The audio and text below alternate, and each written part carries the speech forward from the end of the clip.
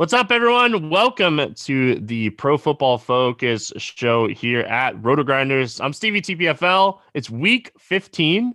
I didn't mess that up. I feel like it's crazy because it's week 15 already. But anyway, I'm joined by my good buddy Ian. Ian, we're starting a little earlier today. I like it, man. Like, you got your coffee, I got my water, and we're feeling fresh this morning. Feeling fresh, man. 11 a.m. It actually ended up being a long Thursday night game for us East Coasters like myself, but it's all good, man. Week 15, still feeling strong. We got another 3 weeks. DFS week 17 is pretty much our Christmas. I know everyone else usually stops week 16, but got to stay in the now. And man, just like last week, I think there's a whole lot of options to go pretty much across the board. Yeah, and like I feel like week 17 this year is going to be even more interesting. There's so many playoff races that, what is it, one extra spot or whatever. So it's already like shaping up to be an awesome week 17. And, we could play DFS for the first couple weeks of postseason. And listen, what's up, YouTube chat? Hope you guys are doing well and enjoying a earlier show to get you through your work day. And we all know you're watching us on YouTube while you're supposed to be working. That's fine. We do it too. So, Ian, before we jump in here, I got to let the people know that, we've changed some stuff here at Rotogrinders. We do have a new combo premium that you can get all the sports outside of NASCAR for one price each month. Or if you want to just have one sport, you can just get one single sport now with the single sport RG premium as well. So make sure you guys are checking that out. There's a link that is going to be posted in chat to get you guys $10 off your first month of either combo or a single sport. So make sure you guys are checking that out. Look, Jim's hanging out in YouTube chat. So Ian, as we always start, we start with the Mismatch Manifesto, and let's get started here with explosive plays. Hey, it's no shock that the two explosive teams are the Chiefs and the Packers. Packers not on the main slate here, but talk to me about these Chiefs. Yeah, Chiefs are looking good. So are the Texans, and then also Ryan Tannehill, Titans, Kirk Cousins, and the Vikings and Phillip Rivers and the Colts are the top five that stand out with those Saturday night games this week, which those are awesome, by the way. I'm all for some Saturday night action. But yeah, man, so honestly, I think that, we'll get to our best bets later, but with Breeze coming in, like, it doesn't really change all that much for me with Patrick Mahomes and the Chiefs. Honestly, it might be better for the upside of this Chiefs passing attack, just with Breeze probably having a better chance of keeping up with them on the other side and creating more of a true shootout instead of just seeing how many points the Chiefs can score, in the fewest amount of time possible. So yeah, Tyree, Travis Kelce, it is wild, man. Mahomes has a legit chance of enabling the top two players in the league in total receiving yards. Kelce's number one right now. Tyreek is, I believe, 4 at this point. So truly, that's a chance that would be wild, and they could get a week 15 spot to get that going. Houston Texans, getting Brandon Cooks back is going to be huge, man. I think just giving Watson one field stretcher is usually all he needs. I mean, his Will Fuller splits have been stark, but we saw him ball out in the first week after, and Brandon Cooks has increased the yards per attempt with Breeze, Brady, Watson, Goff, every quarterback he's ever played with. Phillip Rivers is passing game. We got to worry about the volume, but T.Y. Hilton keeps on keeping on, man. I think he is viable still at his lower price tag. And then finally, I think, Titans, Vikings, we'll talk a little more about specific plays, but these could be games where, we got to make our decisions every week. Or do you want to eat Dalvin Cook chalk or Derrick Henry chalk? If you don't want to, probably should be looking at these passing games, because I don't know exactly how the Lions or, to a lesser extent, the Bears are going to be able to slow down these offenses, period, whether it's going to be the run or the pass. Yeah, I think that's a great point. Obviously you could play Cook, you could play Henry, but man, give me Mahomes and Tyreek or Mahomes and Kelce. Like, the ceiling for these guys, especially with Breeze coming back. I think Breeze, like you said, helps the passing game for the Chiefs even more. I think Breeze can keep up more than Taysom Hill can. So, and also helps your run backs with like Michael Thomas and Alvin Kamara. So, is there anything else that you wanted to talk about, maybe on the opposite end of the explosive plays? Yeah, not looking so good for, the usual suspects, Sam Darnold, Giants, Bengals starters, whoever winds up under there. But then also Jalen Hurts is popping out as someone that we should be worried about through the air. And that was the thing about his performance last week. I mean, okay, 18 rush attempts, 106 yards. That was, the first and second most highest marks of just the season from a quarterback this year. I mean, we love that dual threat ability, obviously. But, man, like we saw with Taysom Hill last week, like, things can go south for some of these one-dimensional quarterbacks if they don't get the kind of proper game script they need to play with play with a lead and just be able to continue running the ball. So I'm not saying Jalen Hurts will have better games moving forward passing, but it's not the easiest matchup against the Cardinals, and I think he is going to be someone, particularly in cash games, that we'll see, because you can save some money with them, but I don't think there's a good stacking partner on the Eagles. And again, I do think there might be a lower floor than we're giving him credit for. Yeah, I think that if they just spy a guy and like don't let him run as much, he might be. Yeah. It could open up his passing game. Who knows? So we'll have to kind of see. But kind of looking at pace, you already kind of mentioned like we're gonna get into best bets, but that Saturday game, man, I love the Buffalo over. That's one of my best bets. I don't know if you had it on yours, but pace is always something that I factor in when I'm looking at bets. Eagles, we just got done talking about Jalen Hurts. They project as the fastest paced matchup this week. Yeah, Eagles and Cardinals, man. We got to keep an eye on that Eagles secondary because Rodney McLeod, Avonte Maddox, these guys are already out. Darius Slay was limited yesterday in the concussion protocol, so that means he's progressing through it. But, we saw Taysom Hill in this Saints passing game really peak at their best against the Eagles in that second half after they lost all three of their starters. So, if those guys remain out, Kyler Murray, DeAndre Hopkins, maybe even this could be the week that Christian Kirk gets back on track. They should have plenty of plays to do so. Also seeing the Buccaneers and Falcons popping as a bit. We could probably be saying the same thing about the Buccaneers, man. I was one of the many people that last week were standing up thinking that was going to be their game against the Vikings. They really got back on track. Brady only threw the ball 23 times. Like, that's just something that this was only the second time it happened all year. And now Ronald Jones out of the equation. Like, I am not buying the fact they're just going to build this offense around Leonard Fournette this week. He might lead the way in terms of just total carries, but I do think it's going to be TB12 airing the ball out more times than not. So, hey, best possible defense we could ask for to finally get this passing game back on track in the Falcons. So don't be afraid to go to the well there. And then finally, Lions and Titans. Again, man, just a spot that I'd see the Titans having plenty of success. Slightly slower pace spots in the Jaguars and the Ravens, Bears and Vikings. So maybe, and also Panthers, Packers, all of us on Saturday. So maybe those aren't the games you want to game stack quite as much, but obviously don't let, one variable like pace just completely get you off a player or team. Yeah, because obviously the Jaguars, Ravens are two of the slower paced teams on the slate, but the Ravens are going to be so efficient against the Jaguars defense. That's the other thing you got to kind of think about. And, second half pace for the Jaguars might be a little bit faster because they're going to be trailing. So don't pace shouldn't rule everything, but it's something you need to look at every week. It's definitely important to look at each week. So, what's interesting for me, I want Darius Slay to play so bad. I want him to play so bad because if Slay plays, we get that one-on-one coverage with DeAndre Hopkins. He'll just eat him for lunch, man. Pressure, this is always something that I love to look at in your article. I think this is something that we need to be looking at each week. Who's going to be under pressure this week at quarterback? Yeah, it helped us last week. We were talking about how the Vikings could have had a nice chance against that Buccaneers secondary. The question was, could they actually give Kirk enough time? 6 sacks, found out they in fact could not. So he's got kind of that same predicament this week. It's not that the Bears secondary is bad. It's just more that Cousins, Jefferson, and Thielen have been so efficient at creating big plays. That's why we see them, popping up just in terms of the passing matchup charts. This one, though, in terms of offensive line play, not looking nearly as good for Kirk. So tournament only, I think, for this Vikings passing game. Also seeing Drew Lock not looking so good against your Bills. That's my only concern with that over, man. Drew Lock, I love the guy. He's actually a top 5 QB in big time throw rate, bottom 3 QB in turnover worthy play rate. So it can go either way, but maybe the fact it can go either way just means that it could be more points for the Bills if it does go south. Matt Ryan's not looking good. I know he's cheap this week, but no Julio Jones again. I think this pass rush can get after him. Pretty tough for me to expect much from anyone in that Falcons offense other than Calvin Ridley. And then finally, seeing Sam Darnold and even Patrick Mahomes a little bit popping as people we should be worried about. I'm not going to be too concerned about Mahomes, but I believe it's they did have some outstanding offensive tackle problems. So make sure that offensive line's tight. Saints defense is no joke, but look, even last week, 3 interceptions, he took a 30-yard sack. The guy was still, putting up big time fantasy numbers. So it's very hard to slow down Mahomes. I would not let the potential for a little bit of pressure freak you out much at all.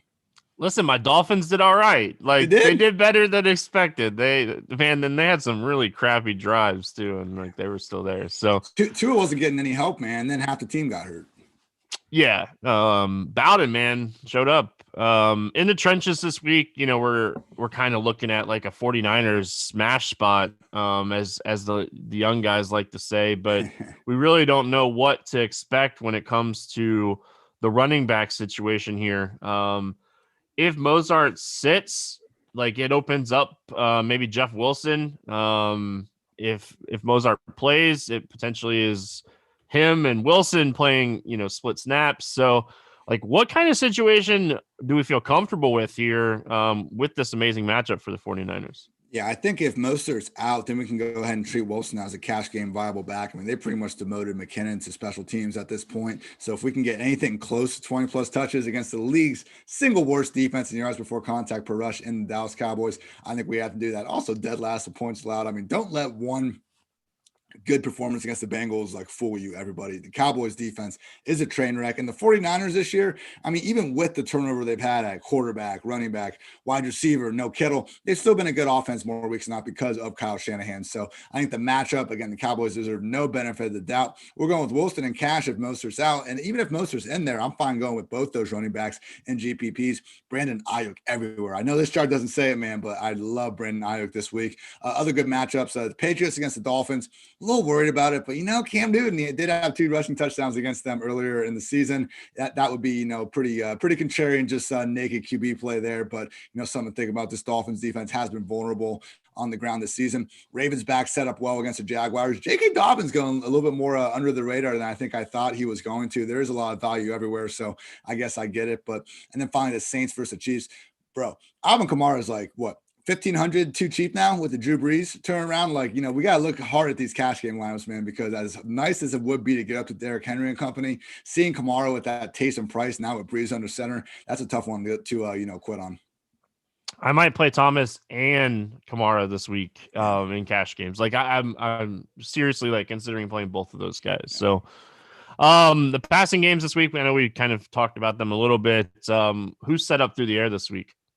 Yeah, I mean, usual suspects, Packers, Colts, Titans, really just with the biggest smash spots of the week. And also the Rams versus the Jets is the one that I think we maybe shouldn't be ruling out because interesting stat here from RotoWorld's Hayden Winks. The Rams have the second highest situation neutral pass rate over the past 4 weeks, and teams are passing on the Jets in neutral situations at the second highest rate. So this is like what we saw when the Rams played the Buccaneers. I mean, the Buccaneers are right there with the Jets where, you look at the top 3 run defenses in the league. It's the Buccaneers, Saints, and the Jets. Now the Saints are really good because they actually do it without devoting too many resources into the front 7. The Buccaneers and the Jets, they load up the box, and because of that, they get exposed in the back end. And the Rams have proven that when they face one of these types of defenses, they're happy to throw the ball to Jared Goff's, heart's desire. So Cam Akers, look, they're playing the freaking Jets with 17-point favorites. Like they're at home. He's going to be fine, get tons of touches in the second half. But I really think they're going to try to build this lead with Robert Woods, with Cooper Kupp. And, Jared Goff, he could have a bunch of pass attempts. And there's no reason why this Jets defense, should be able to slow down really anyone. I think going with this Rams passing attack could be a nice, contrarian GPP strategy. I think one of the things that, we should talk about here is the opposite side of this. Let's talk about like Russell Wilson.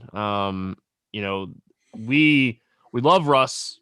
We love what he's been able to do this season, but we talked about it on the show last week. I was like, Washington sets up as a really good defense. We talked about them potentially upsetting San Francisco outright, and they did. What are you doing here with we got Trubisky, Wilson, Alex Smith potentially in bad matchups? Like that whole Seattle game is kind of in a bad matchup, Ian.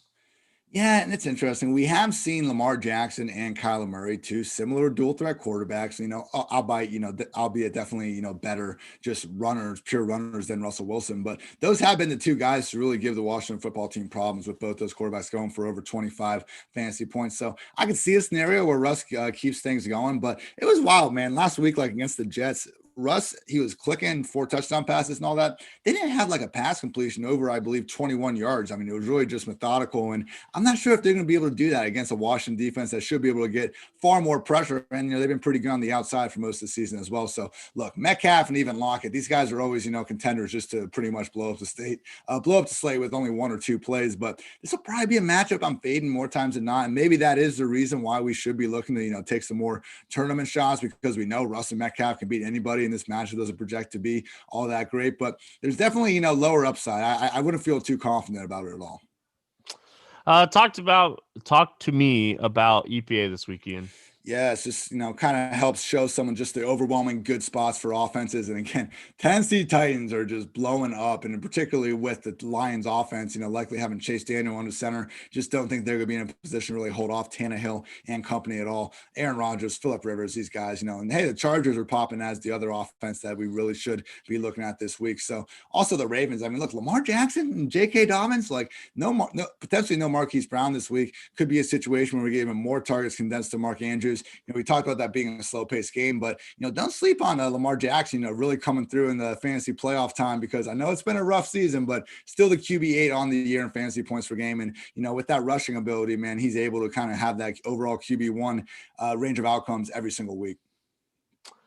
Yeah, man, Tennessee, like that whole matchup, and we'll talk about it more when we get into positional breakdown here. But that whole matchup is super interesting this week because Henry is in such a great spot, but I feel like it's been forever since they've like put up a game where they've just been up the whole second half, and we really haven't got to see like, are they going to give Henry 30 carries in a game that they're up so much? So I don't know. He's going to need 2 touchdowns at that price. So anything else, or you want to move on to your best bets here?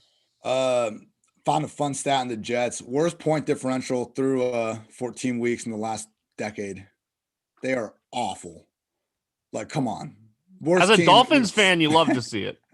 Absolutely, man. I'm just like, I think we all knew that. But after that Seattle performance, where like they literally just couldn't even move the ball, it was like, what are we doing here, everybody? They're so bad. Yeah, listen, man, as a Dolphins fan, the Patriots and the Jets are struggling this year. Oh, you'll love to see it. Let's get into some bets. YouTube chat, I see you guys over there. We will definitely, answer some questions when we get done here. We were going to have some extra time. We're going to do the position breakdown. So I know you guys are asking questions about certain positions, about certain players. When I get into when we get into the positions, I'll definitely answer the questions that you guys are asking. So if you have questions over there, YouTube, make sure you subscribe and like while you're over there. Ian, let's talk bets, my friend. I already kind of gave you my favorite bet this week. I love the over on that Saturday game. What are you looking at for bets this week? And the over makes a lot of sense for sure. I'm with you there. Three that piqued my interest. 49ers -3, just mentioned. I don't think the Cowboys can stop this offense, but just at all. And look, even the Cowboys offense, we've seen Andy Dalton and really this post-Dak offense as a whole look good for 8 quarters against literally the 2 worst defenses in the entire league in pressure rate, in the Bengals and then also the Vikings. So 49ers haven't been the same monsters, as they would have been if they still had a healthy Nick Bosa and stuff like that. But this has still been a solid enough defense. I mean, we've seen, the Rams and legit good offenses have problems moving the ball against them. They're well coached, and they kind of remind me of the Broncos. Like they can't reach their ceiling just because they don't have the same level of talent. But this is still not, a unit that we're going to see a bad offense like the Cowboys move the ball on. So 49ers -3. I feel like this should be closer to potentially a touchdown. Give me San Fran all day. Also Chiefs -3. We kind of talked about this already, but I would say maybe wait until Sunday, because right now it's sitting at 3. Maybe people overreact to Breeze, kind of come back. I don't see this line moving higher. I see it, if anything, moving closer to the Saints side. So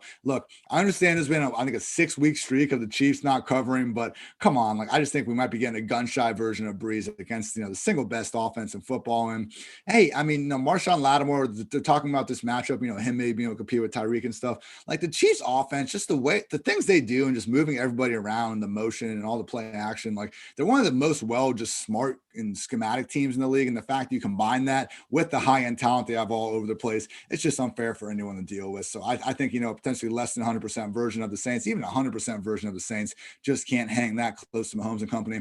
Have another money line parlay to come back with. We were able to hit it last week. This one we got a little juicier odds, 100 to win 272, so almost 3-1.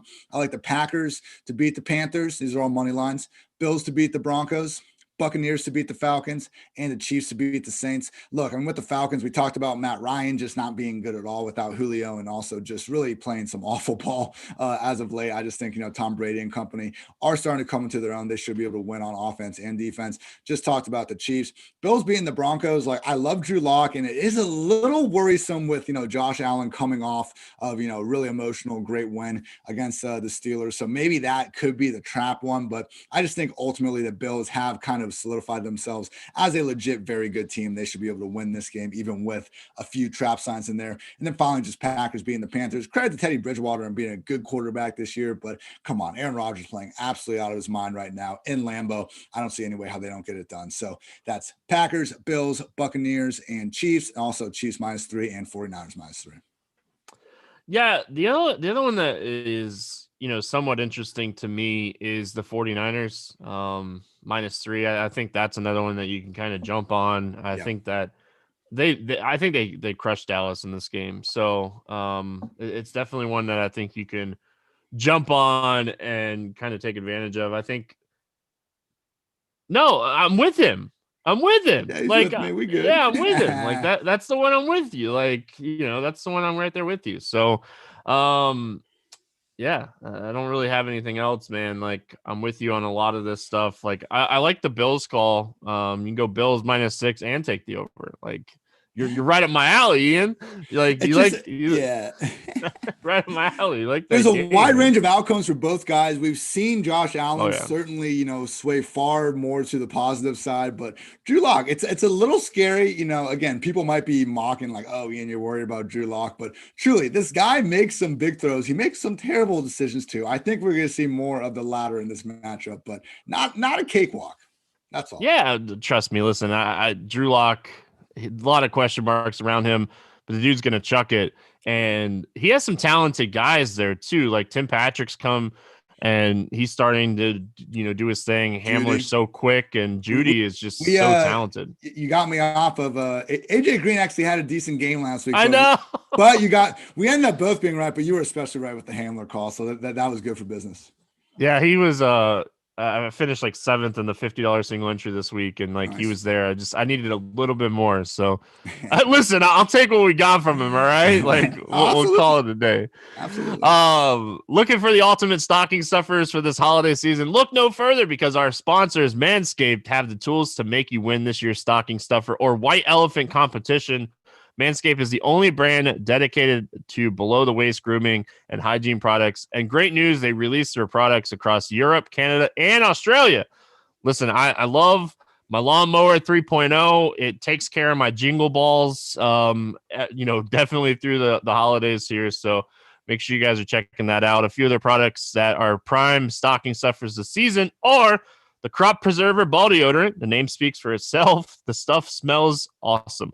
Crop Reviver, the ball toner, a spray-on toner that will give your balls a little slice of heaven with their aloe vera and hazel extracts. The Crop Cleanser body wash, a full body wash that you can also use on your hair. Crop Mop ball wipes. You never know when an opportunity strikes, so you should always be prepared. The Foot Duster foot deodorant, designed to keep those stinkiest feet smelling fresh. And the Shears 2.0 is a luxury 4-piece nail kit. The Weed Whacker nose and hair trimmer, which provides skin-safe technology to get rid of those nasty nose hairs. Let's not forget the best ball trimmer and butt trimmer there is. The Lawnmower 3.0 trimmer offers a replacement ceramic blade with advanced skin-safe technology, which helps reduce grooming accidents. You don't want to cut your jingle balls. These formulations are all vegan, cruelty-free, dye-free, sulfate-free, and that way the products are legit. Get 20% off and free shipping with the code ROTO at manscaped.com. Thank you, Manscaped, for making our holes look sexy. Get 20% off and free shipping with code ROTO at manscaped.com. That's 20% off with free shipping at manscaped.com. Use code ROTO. What are you waiting for? Go whack your weeds and make Santa proud. Keep your jingle balls ready for the holidays. Ian, let's talk some positions, man. We got a lot to kind of get through here. There's so many plays this week. There's so many good plays. Let's talk with our quarterback first. Let's start with cash games. What are you looking at this week for cash? Yeah, you can get down if you want to go Jalen Hurts and just not stack anyone with the Eagles and just say, hey, we're getting a rush attempts. I get it. But man, getting away from Mahomes in this potential shootout is going to be tough to do. I'm just not sure if there's, enough value elsewhere for us to feel super good about it. I feel like, if I'm just the early builds, I feel far less good about my, just early iterations of the cash lineup this week. Past few weeks have been able, to go Rodgers, Devontae, Tunyon and build around that. And that's been fine. But this week, man, Hurts for now, but I'm not feeling great about it. I do think probably trying to build a stack in that KC game, running it back with Kamara is going to just open us up to the most total amount of points. So that's going to be good. But we're going to have to talk about, where to find the value, I guess, elsewhere, because, I'm worried about some of that Fournette chalk, some of these other issues out there that we'll get to. But yeah, so if you want to go Hurts, just realize you do not have to stack them with anybody. Rager, all those wide receivers are rotating, even Goddard and Hurts. I just don't really think it's necessary. So definitely like, he's a reasonable enough option. But with that said, if you want to look at the other side of the ball, Kyler Murray and company versus banged up Eagles secondary. I mean, we haven't seen enough, I think, from this passing game in only 1 week now of Kyler running the ball again to feel so good about Kyler. I think that we can fire up in cash, but tournaments, at least, I definitely think it's a valuable play, and we'd be going up against, some potentially chalky Jalen Hurts if people do end up buying more into that. Also, Tannehill, we talked about before, if you want to really go away from Henry and Dalvin Cook, I think both Tannehill with Corey Davis and AJ Brown, as well as Kirk Cousins with Adam Thielen and Justin Jefferson, not going to be the cheapest stacks, but I'm pretty sure they'll be fairly low owned across, a lot of these tournaments. And I do think the matchups, while they're not great, they are winnable. And again, if we get a situation where Dalvin or Derrick Henry don't find the end zone, but they're still putting up points as we're expecting them to do in these, fairly winnable matchups, particularly with the Titans, I do think that could be a way of, just leveraging the rest of the field. I think quarterback's super interesting for cash games this week. You talked about Jalen Hurts. I don't see a reason to fade him if you don't want to pay up. I think you're paying up for Patrick Mahomes or going down to Jalen Hurts. Yeah. I think you can make an argument, Ian, for playing Drew Brees in cash this week. He's 5,900. You could pair him with Kamara and Thomas or one of the two. He's so cheap. Like you're not going to see Drew Brees at 5,900 many times. If you were uneasy about playing Jalen Hurts, which that's fine. He's a rookie quarterback, making his second ever start. So I get if you want to go that route. I'm not going to talk you off of it. I do think like in tournaments, there's a bunch of different ways. It really just going to come down to like how you're building your lineups. How are you stacking? Like, do you want to play Tannehill and Brown to get off of Henry, or Tannehill and Davis to get off of Henry? That's fine. Do you think Tampa is going to struggle with the run game with Fournette? All right, so throw some Brady stacks out there. Like Brady projects like the blitz. Shout out to Derek Carty, has Brady projected as one of the better quarterbacks of the week, and like I can't argue it. Like you can't argue it. Like Ronald Jones does a lot. Is Fournette going to be able to do a lot too? No, Fournette sucks. James Robinson was the replacement for Fournette, and like Jaguars look like geniuses right now. So where was he last week? They had Shady and Vaughn playing over Fournette last week, and Fournette was their pass down back like for the previous few weeks. Like I'm not buying this one Byron Leftwich quote where he said Fournette's been here working hard. What the hell does that mean anyway? It means he's inactive because he stinks. Yeah. Is there any other quarterbacks that you like here for tournaments? No, I want to echo your Brady call, though. Again, like last week, 23 pass attempts was why they didn't do more. I really think this end of season stretch will be good for this Buccaneers passing game. He's only had underneath 35 pass attempts on 2 occasions this year. The only other one was in that blowout when they had over the Packers. So Buccaneers are a good team. And, even if Matt Ryan and company are a shell of themselves without Julio Jones, they should still have a little bit enough in the tank to kind of force Brady to keep his foot on the gas. And again, with Fournette there, I do think they're going to have generally more of a pass first mindset and game plan than they would with Rojo. Let's talk running back now. Listen, I think we've already kind of talked about it. I think Breeze makes Alvin Kamara a lot more interesting, but I feel like you kind of want to start your cash builds with Cam Akers this week. Talk me off of it, Ian. He's so cheap. We're talking legit 30 touch upside. And, you can only say that for a few guys. So, yeah, man, Akers and then Alvin Kamara right there. It's getting to the point where we probably don't need to pay up in cash for Derrick Henry or Dalvin Cook. And those are probably my famous last words and all that. But I just think that we're looking at similar touch projections between Akers and those two guys, and we're saving, almost $3,000 between Akers and the top. And then Kamara, again, should be a good $1,500, just more expensive. So Fournette at $4,500, unless you just want to eat the chalk and say, hey, I'm going to cancel this spot out. But I don't even think he's going to be, high owned enough to really warrant that. I just kind of want to fade him as a whole. Hopefully you can get up to Kenyon Drake at $5,500 if Chase Edmonds is sidelined, because then we're looking at a legit every down role for Drake. The Eagles, run defense is fine enough, but not exactly a unit we need to fear. And then look, we're just at that point seeing an every down back that's getting volume. Drake has inexplicably looked actually like just better, I think, in terms of just like actually, hashtag watching the film. He's looked better post ankle injury, which doesn't make any sense, but hey, not much has made sense for Kenyon Drake this year. So even with Kyler getting back and running the ball a little bit more, if we take Evans out of the equation, Kenyon Drake at 5,500, I think makes a lot of sense. Yeah, the San Francisco situation obviously matters. Yeah. If Wilson becomes available, that opens up some value. You could go Wilson Akers. Like, I don't think you're crazy, man. I don't think you have to play Henry or Cook in cash this week. Like, they're both going to likely need 2 touchdowns to get there. And like Alvin Kamara can catch them in receiving. Well, at least Henry. Like Cook is like one of those other guys. Like, if that game is going to be close, he could approach 30 touches. In tournaments, man, I love Jonathan Taylor. Going right back to the well, this Houston defense stinks. I think his ownership's going to take a huge dip, right? Like, aren't we going to see like a flip-flop on like Taylor and Kamara as far as like ownership is concerned? Like, Breeze is definitely going to open up Kamara, and Taylor is going to see the biggest drop in ownership, in my opinion, because of that.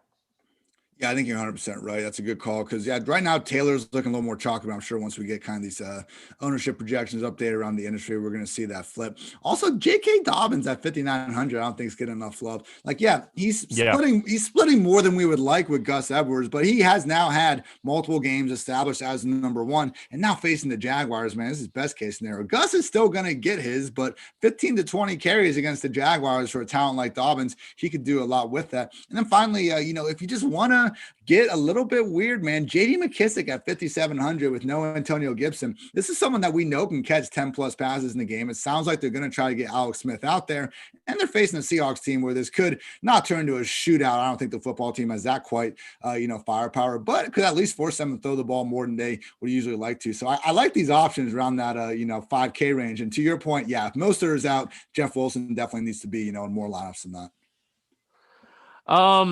What else do you like here for tournaments? I love the Dobbins call. I'm right there with you. Like, 1 touchdown, he'll get 15 to 20 touches. He just needs to find Pater at least once. Do we like, on the other side of the Dobbins thing, I mean, is Gus at like 4,400 the cheapest running back we can kind of somewhat look at? I just don't see hardly any value like underneath Fournette. I was just thinking if there's someone we could kind of pivot to, but it might just be a fade Fournette and move up type situation. I mean, my famous last words this week are probably going to be, I think James White is the best pivot off of Fournette this week. I think the Dolphins get up in that game. Listen, James White in games that they've trailed has seen 40-50% of the snaps sometimes. And like, this is a dude that he ran 18 routes last week. The targets could potentially be there. I think James White is somewhat interesting this week as a pivot off of Fournette, but I don't hate the call there as well. Like, you're looking for pivots, but like realistically, we could potentially just pivot off of Fournette by going with the, Brady and 2 pass catchers just to be different. Like, because trying to figure out who to pair with Brady is always, challenging because he throws to everybody. So, you're hoping Brady throws 3 or 4 touchdowns and you get a good portion of those with 2 of those guys. But yeah, like Fournette's going to push 25 to 35% ownership this week, and James White's going to be like 3%, and he could be involved in the passing game.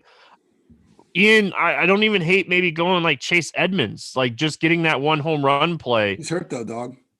I guess it's true. Not practicing all week with the ankle. And real quick, one other situation that is being thrown on its head because the backup is hurt. Duke Johnson got downgraded to a DNP with the neck injury. David Johnson is back from the COVID list.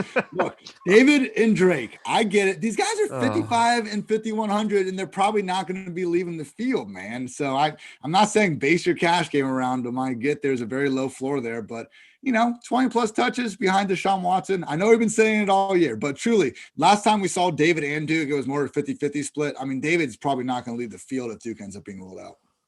No, I love that call, man, because like that's a $600 pivot I'm willing to take. That's a pivot off of Jeff Wilson if that becomes chalk. So like the David Johnson call. Let's move on to wide receiver here. A ton of options.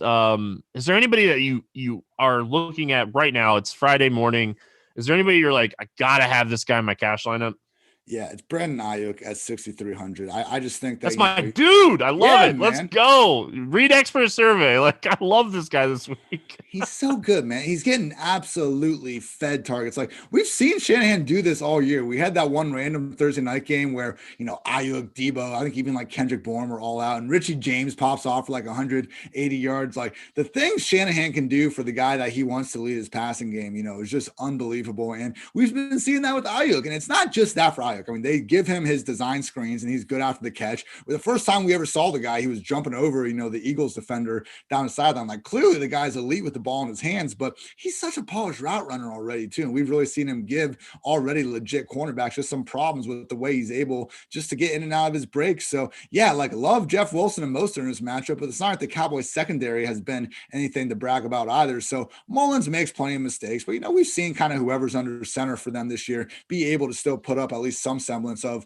passing production. So I look like 6,300, man. I feel like the role he has right now should be way more in the 7K range. So yeah, give me Brandon Ayuk all day. Tyree Hill, DeAndre Hopkins, I think they kind of stand out as just the top, more expensive options, again, particularly with or without Darius Slay. I like that call. We saw that with, Metcalf and Devontae Adams, him just getting cooked by these top guys. And it's not even necessarily Slay's fault in some of these spots. They're giving him zero help. So when you don't give DeAndre Hopkins any freaking help, that's going to be an issue.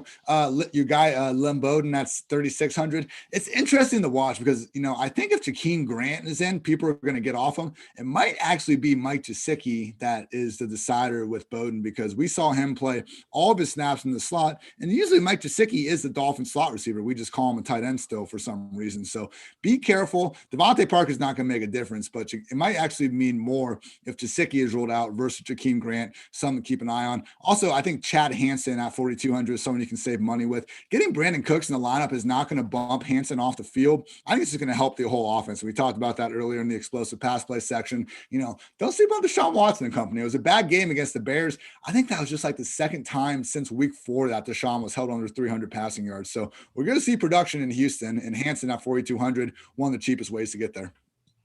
Yeah, I like the Hansen call. We talked about him last week. Really panned out. And listen, there's just some guys in the NFL, Julio, Adams, Hill, Hopkins. If you're going to get one-on-one coverage with these guys, you just play them. And like slay shadows.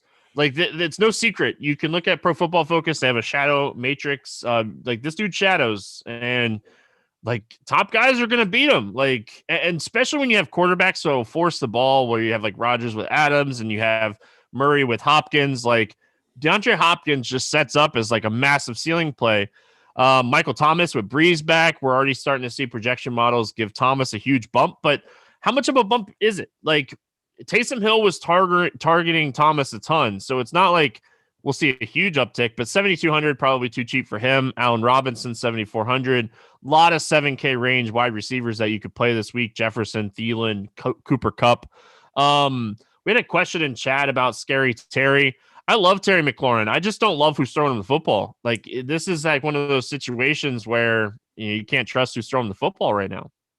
Yeah, I mean, he's put up similar production with, either Alex Smith or Dwayne Haskins under center, but I just think, I'm not seeing him exactly have super depressed ownership. And at that point, give me Ayuk every day over him. And I'd even rather go up to, Cooper Kupp or Robert Woods. Yeah, it's just, this Seattle Seahawks secondary isn't the same, just, dog piss, just worst unit in the league. Like we've seen them in 3 straight weeks against 3 bad passing game, sure, but hold them under 200 passing yards. And I don't think the Washington football team with either a banged up Alex Smith or Haskins really deserves, more benefit of the doubt than what those, the Eagles and Giants and one other squad weren't able to accomplish. So yeah, no, McLaurin, great player, but yeah, just try to stay away from this offense, I think in general, unless you want to do, longer shot, dart with him or McKissick. A couple tournament plays. I like T.Y. Hilton, Corey Davis to pivot off of A.J. Brown. One of my favorite tournament plays, like I'm going to play a ton of Ayuk, but I do think Kendrick Bourne is somewhat interesting for tournaments with Debo out. The tight end situation's a mess. The running back situation could be a little bit more murky this week. So I do think you could definitely play some Kendrick Bourne at his price tag. Danny Amendola is super interesting on a run back for the Tennessee side. Detroit's going to be down. Chase Daniels is not going to be great. Assuming it's going to be Chase Daniels, it doesn't sound like Stafford's going to play, but Stafford showed up Sunday morning and played before. It doesn't matter for Danny Amendola, who's starting at quarterback. Let's be honest. Any other wide receivers for tournaments? Just some of the main GPP stacks. I like, Rams. A lot of these are condensed around two guys as well. Rams with Woods and Cup, Vikings with Jefferson, Thielen, Cardinals with, Kirk and Hopkins, Titans with Davis and AJ Brown. Really, the only one I like this week that's a little bit muddled is the Buccaneers. And, we got to kind of pick and choose between the guys, what's going to go on there, but they're all set up pretty well. And last point, I guess, to take us into the next section, don't be afraid to go Vikings, Jefferson or Thielen and Mr. Irv Smith, man. I think if you want to save some money, at the tight end position this week, Irv Smith at 3,600 is the prime guy. His usage actually wasn't great last week. I mean, he only played, I think it was like fewer than 40% of the snaps. Jack Conklin was on the field more often, but we heard going in that game that Irv was likely going to be on somewhat of a pitch count.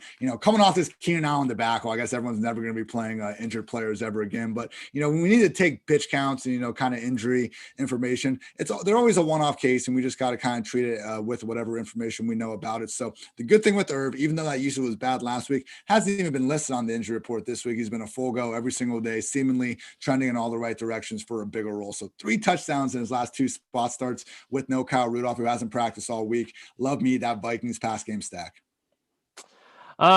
Before we move on to like tight ends, listen, I don't ever do this, but I'm going to do it, Frank. It's Christmas.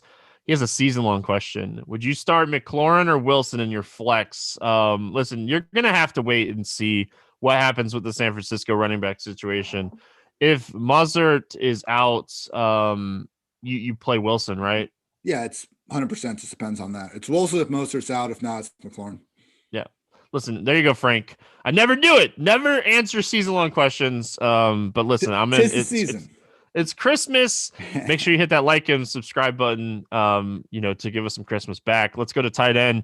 Listen, it's Travis Kelce, and it's a huge gap, Ian. Like, it is a huge gap, in my opinion. What are you looking at in tight end this week? He leads the freaking league in receiving yards, not among tight ends, everybody, man. It's unbelievable what he's able to do out there. So, 8K for a tight end, but it is deserved. So, hey, maybe, the answer is, in cash is like Breeze, Thomas, Kamara, and then running it back with Kelce because, Tyreek's even more expensive. So, yeah, man, it's very tough to get off of him. With that said, though, Mark Andrews, I almost don't hate the idea of going with Kelce and Andrews in a lineup, to get that double tight end because Kelce, if you look at, those receiving yards, he's still, you could argue, a tad bit underpriced considering he essentially is putting up wide receiver production. So, Andrews is set up brilliantly as well against a Jacksonville defense he's owned in a few meetings they've had over the years, and with potentially no Marquise Brown, could see even more targets going to him. So, I like both those top 2 tight ends, but after that, again, I'm going all the way down to Irv Smith at 3,600. I think without Rudolph,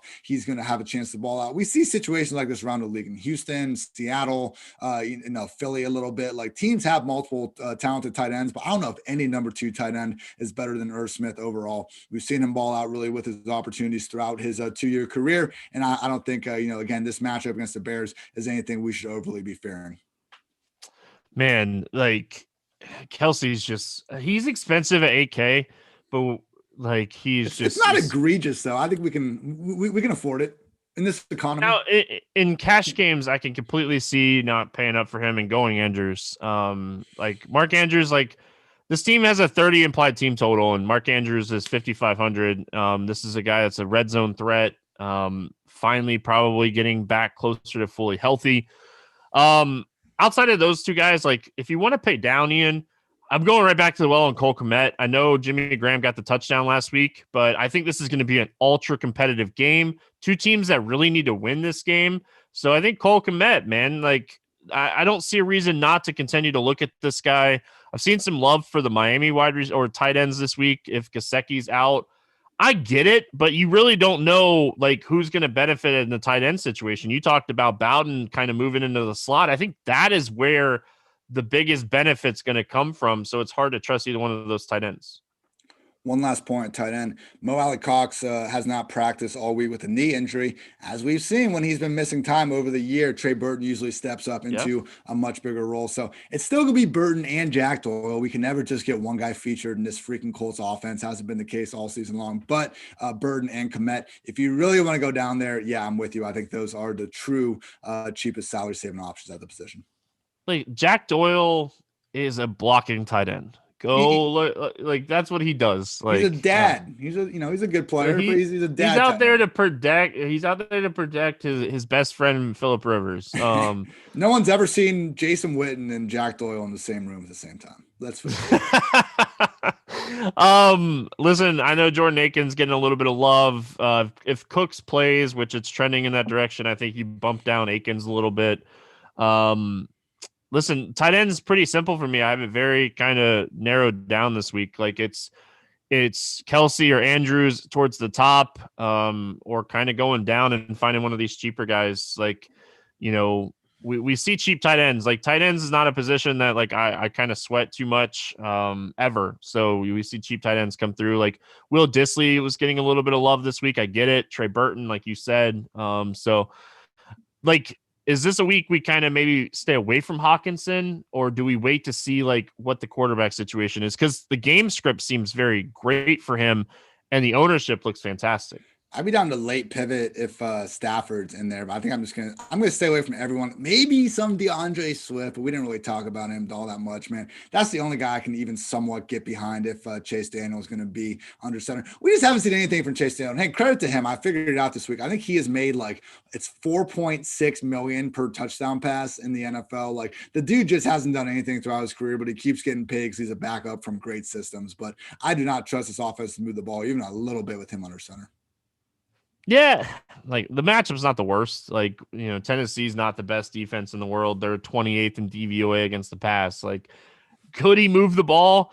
If he had Galladay and he had his pieces and DeAndre Swift was going to be running the ball well, sure. Like, Marvin Jones is not Kenny Galladay. I hate to say it, but that's just the truth. It's that Detroit and like the Giants, man. Like I'm not even, Marvin Jones is fine. Hawkinson, Ingram, like these aren't bad players, but just the overall offense, like I just don't want anything to do with them. Defense wins championships, but not in DFS. Sometimes they do. You never know.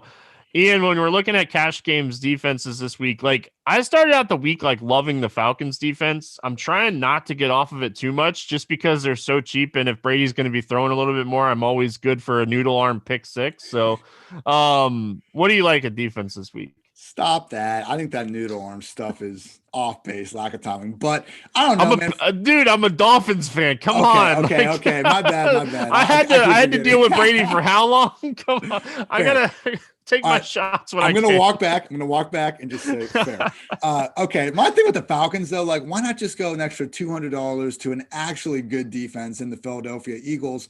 That they're facing, a similarly tough offense potentially with the Cardinals. I know the Eagles are banged up, but that defensive line could potentially get some pressure on Kyler and Eaton. I think the same thing could be said for the Washington football team. I mean, when we've had, I think, success talking on the show about really getting a cheaper defense, it's usually trying to find, the good defense that maybe doesn't have a great matchup. Obviously, we want to stay away from, playing the Chiefs or, the freaking Packers or anything like that. But, we've seen Russell Wilson look human against the Rams, look human against some of these, Buffalo Bills and get some of the tougher pass rushes that they faced this season. So I think Washington could supply that. We saw them score twice last week. I mean, this is a playmaking defense. And then also the Eagles with the Cardinals again, if they're able to, hey, Jalen Hurts can run the ball and they can play with the lead. Who knows? Kyler, great player. He does, run around a lot and could be taking a lot of sacks. So Washington, Philly. And then if you want to go up and just really try to smash it with Henry and pay up a little more for the Titans at 3,400, they can make some sense as well.